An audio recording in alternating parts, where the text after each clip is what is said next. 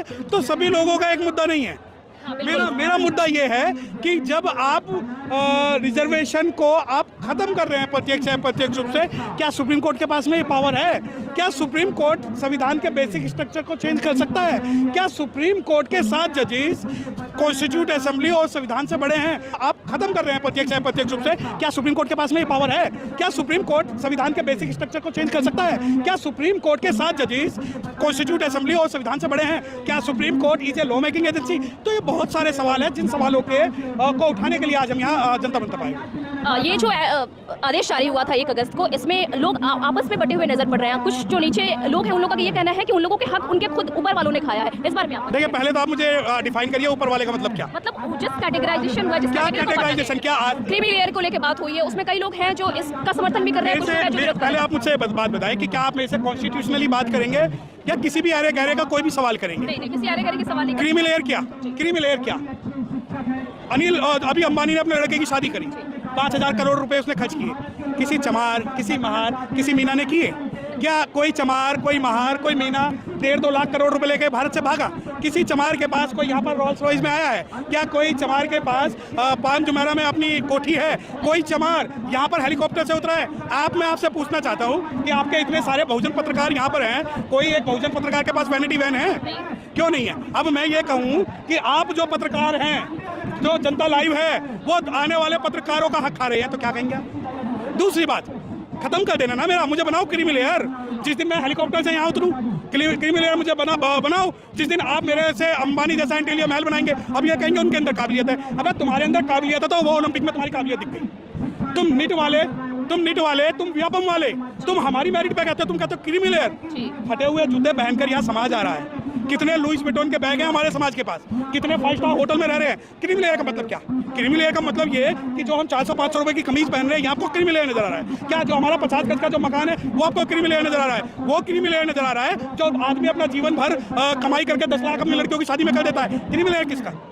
1 घंटे पहले एक चीज और, इंटरव्यू बोर्ड के अंदर, यूपीएससी इंटरव्यू बोर्ड में कितने चमार, कितने महार, कितने मीना, कितने चेयरमैन हैं? कितने आज तक सुप्रीम कोर्ट में जज बने हुए बैठे? क्रीमी लेयर किस चीज से मापते हो? कि हमारे बाप दादाओं ने मेहनत करी और सूखी रोटी खा के हमें रोटी खाने लाए, इसको आप क्रीमी लेयर मानते हो? क्या कोई भी ऐरा गहरा कुकुर मुत्ता आके कहेगा क्रीमी लेयर? जो सुप्रीम कोर्ट के जज जो क्रीमी लेयर को आज तक डिफाइन नहीं कर पाए, उनके पास कौन सा डाटा है क्रीमी लेयर को डिफाइन करने? उनके पास वाकई कोई डाटा नहीं है। और 1 घंटे पहले हमारे प्रधानमंत्री ने ये कह दिया कि क्रीमी लेयर लागू नहीं होगा। क्या उनकी क्या मानसिकता? देखिए प्रधानमंत्री, अरे मेरी बात सुनिए, जब ये बोलते हैं ना, मुझे शक हो जाता है कि कुछ ना कुछ इसमें शंका है। जैसे ही अरविंद केजरीवाल बाबा साहब की फोटो लगाएगा तो मैं सोच लूंगा कि वो स्पेशल कंपोनेंट प्लान खा जाएगा, बच्चों की साइंस की, कॉमर्स की, एजुकेशन की जो है छीन लेगा, शेड्यूल कास्ट के मंत्रियों को फंसा देगा। उसके बाद डीवाई चंद्रचूड़ आएंगे, वो जो बाबा साहब की मूर्ति लगाएंगे तो वो संविधान को खा जाएंगे। उसके बाद जो इंडिया गठबंधन आएंगे, वो बाबा साहब और संविधान की फोटो लेके चलेंगे, लेकिन वो है रिजर्वेशन खत्म करवा देंगे। अब आ जाओ क्रीमी लेयर। ओ भैया प्रधानमंत्री जी, आप डिफाइन कर दो कि क्रीमी लेयर क्या है। जिस प्रकार की आप वो 56,000 रुपए किलो के मशरूम खाते हैं, वो सारे इन चूड़े चमारों को खिला दो, लगा दो क्रीमी लेयर। जितने कपड़े आप बदलते हो, वो कपड़े हमें पहना दो, लगा दो क्रीमी लेयर। जिस गाड़ी से मैं बैग से चलते हो, एक गाड़ी हमारे को दिलवा दो और क्रीमी लेयर लगा लो। किसी के बाप की भीख नहीं है रिजर्वेशन पहले आया था, संविधान बाद में आया था। वो सुप्रीम कोर्ट के 7 जजों में तो क्या, इसके जैसे 24 प्रधानमंत्री आ गए जो संविधान को खत्म नहीं कर पाए। सुनो, ये कोई बांग्लादेश या पाकिस्तान नहीं है जहां पर हम जो है बंदूक के नोक पे हम संविधान को बदल देंगे। बाबा साहब को मानने वाले बच्चे आज भी जिंदा हैं, चूड़ियां नहीं पहनी हुई हमने। तो जो अगर प्रधानमंत्री अगर आज कुछ कह रहे हैं, तो आप ये समझिए कि क्रीमी लेयर तो लागू नहीं करेंगे, बस सब क्लासिफिकेशन लागू कर देंगे। तो सब क्लासिफिकेशन की पावर किसने दी? अच्छा मुझे एक बात बताएं, आप ये कहना चाहते हैं कि सुप्रीम कोर्ट में चारित्रिक दोष है? नहीं, ये मैं नहीं कहता, ये अंग्रेज भी कहते थे। Their judicial character is not right, their judicial character is bias. अब मुझे एक बात बताएं, एक हाईकोर्ट के जज कहते हैं जो मोरनी है वो मोर के आंसू से गर्भवती होती है। एक जो हाईकोर्ट जज मध्य प्रदेश से रिटायर होते हैं वो बीजेपी में शामिल हो जाते हैं। भारत के चीफ जस्टिस ऑफ इंडिया एक शेड्यूल कास्ट की महिला को छोड़कर राज्यसभा चले जाते हैं। और सुप्रीम कोर्ट के 3 जज SC ST एक्ट को डाइल्यूट करते हैं, जो बाद में वापस लिया जाता है। चारित्रिक दोष नहीं, हिस्टोरिकल दोष भी है। हिस्टोरिकल दोष क्या कि माननीय चंद्रचूड़ साहब जिस पेशवाई खानदान से आते हैं, उस पेशवाई खानदान को ये देखने की आदत है कि हम आगे हंडिया और पीछे झाड़ू लगा के चले। लेकिन दिक्कत ये हुई कि बाबा साहब ने संविधान दे दिया और बाबा साहब के बच्चे कोट पहन के और माइक लेके उनसे खिलाफत करने लगी। तो जब ये बात है कि चारित्रिक दोष, नहीं, supreme court is not supreme in India.